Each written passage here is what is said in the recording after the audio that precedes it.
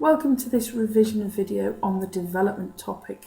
This video is for your mock exams as well as your final exam in June. I'm going to kick off looking at what development is. Development is a number of things. In fact, it's everything that you can see on the screen. The reduction of poverty, reducing the gap between the richest and poorest, creating equal status for everyone, justice, freedom of speech, political participation, basic needs fulfilled, food, water and shelter, safety, education. All of these things can be classed as development. So we traditionally measure development by how much money a person has on average. We take the amount of money a country has, we divide it by the number of people living there, and this tells us how much they earn on average. It can be thought of as an average annual income for that person. But it's not really reliable. It doesn't take into account a whole host of factors, and not everybody earns the average. There are people who earn much less and there are people who earn much more. You can't say that our GNI, which is about $25,000 a year, is what Wayne Rooney earns. The differences are vast, and so it's not a very, very reliable way. But it's the one that we use to compare countries. Many students have said to me, well, things will be well cheap in their country, but the answer is not really. So we also have something called purchasing power parity, which will then tell you how much your money will earn, how much you will get for your money in another country. What is the true value of your money? So in the 1980s, a man called Brandt, a German economist, came up with this map. He split the world into those who have money and those who haven't. And apart from Australia and New Zealand, it's basically those that are in the north have money and those that are in the south have not. But we're still dividing the world up according to who's got money and who hasn't, and that's not the be-all and end-all of life. Development is more than just money. It is the quality of your life. How long you expect to live. What is the percentage of people who have access to clean water in your country? Your food consumption. People who live in MEDCs eat more calories. They can afford to buy more luxury items, more calorific luxury items, rather than the basics to keep them alive. It is infant mortality rate. The chances of a child born in your country dying before they are 1 year old of a variety of reasons. They're not immunised, they have dirty water to drink. Because of problems with milk supplies and making babies' bottles with dirty water, they're forced to eat solids before they're ready. If you have younger brothers and sisters, or you've seen the advert on the television, Pampers are running an immunisation programme where you buy a pack of Pampers nappies, you get one tetanus injection. It costs about 1.5 pence to immunise a newborn baby against tetanus, which would save their lives. You've got adult literacy, the percentage of adults, and specifically females in your country that can read, and your chances of having medical care when you need it most. Sorry, too far there. The Human Development Index was designed in 1990 as a way of getting rid of comparing countries by GNI and having a more general, broad statistic that covered social aspects as well, the health and the education as well as the economic.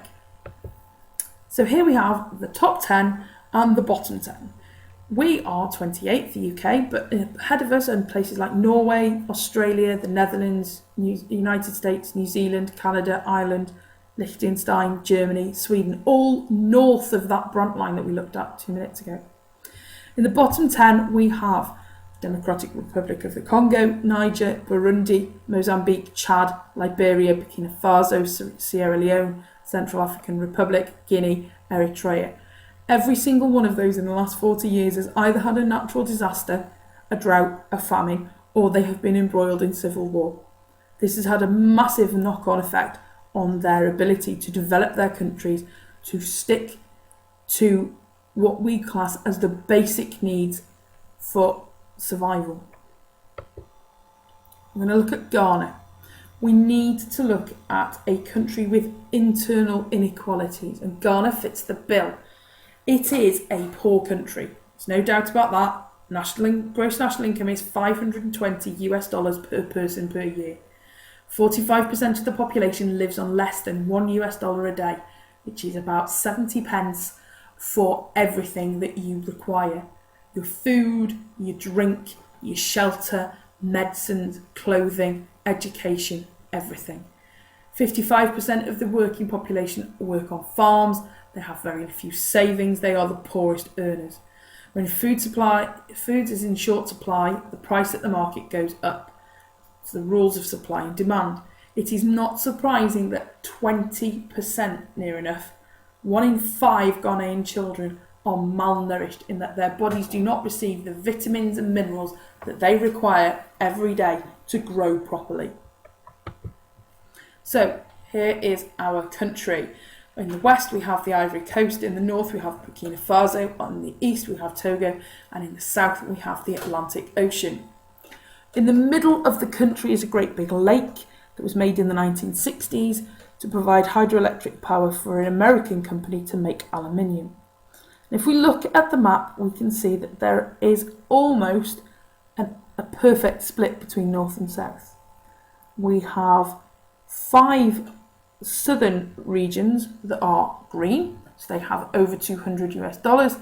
We have 2 southern ones that are that mustardy, yellowy, greeny colour, which is $100 to $199, and then the top is definitely the poorest. If we have a quick look at this graph, we can see that the rural areas have suffered the most. Average annual household income in US dollars in the rural grasslands of northern Ghana, they do not earn very much at all, but the average in the urban areas is much greater. So we need a north versus south. You need these specific details. Okay, the north rainfall is much lower, it's less reliable, the land has to be used less intensely, they can't grow very many crops. They keep a few goats because goats eat anything. Summer temperatures exceed 40 degrees centigrade. That's not good for crop growth, and in some places it only rains for 6 days a year. It's very rural, there aren't many cities or towns or transport. The north relies on agriculture. The price for their product is low and unstable. A poor harvest means they lose all of their money, and then they really are in trouble. They have severe problems of poverty, lack of job opportunities, lack of drinking water. There's a shortage of teachers. Infant mortality is high. It's twice as high as in urban areas in the south. You have malaria, diarrhea, malnutrition, measles. 33% of children in the north are malnourished. Only 30% have access to health care, and the list goes on. In the south, they're able to grow good crops that they can sell because they have a long wet season. Incomes in urban areas are 2.4 times higher than in the rural north.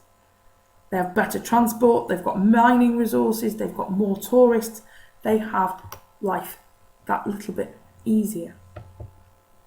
So I hope this has helped. If it has, let me know. If you don't think these are worthwhile, also let me know. Thank you very much.